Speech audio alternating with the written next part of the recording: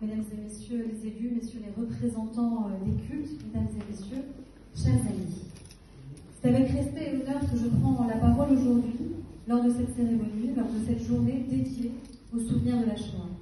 Je remercie évidemment l'association juive de Mourpa et ses environs et son président, cher Maurice, de m'avoir convié pour cette cérémonie.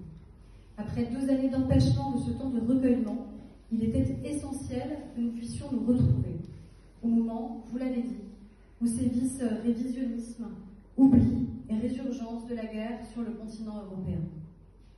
Yom HaShoah, c'est le jour où nous nous souvenons des 6 millions de juifs exterminés, assassinés sur notre continent.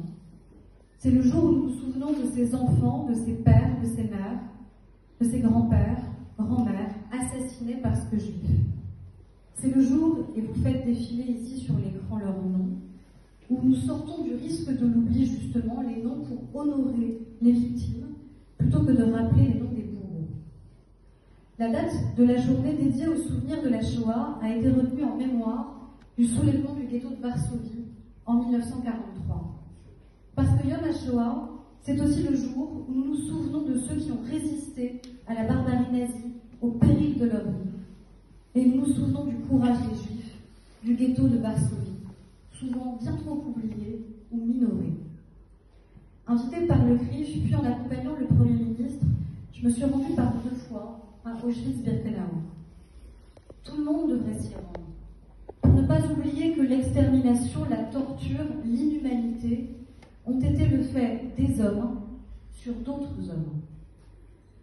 Nous nous souvenons aussi aujourd'hui des résistants et des justes parmi les nations qui ont, pour prendre les mots de Simone Veil, refusé de se plier à la fatalité de la volonté exterminatrice de l'idéologie nazie.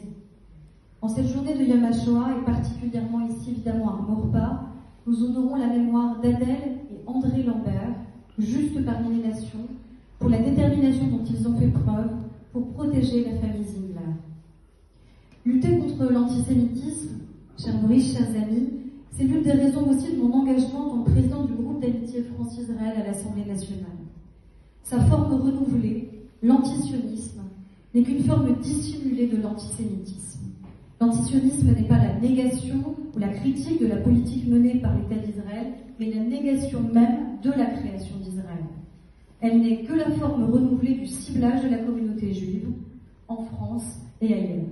Je suis fière que nous ayons d'ailleurs pu porter à l'Assemblée nationale une nouvelle définition de l'antisémitisme qui comprend désormais l'antisionisme pour que nul n'ose se cacher derrière ce paravent.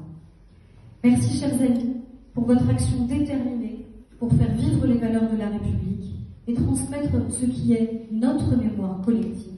Vous m'aurez toujours à vos côtés.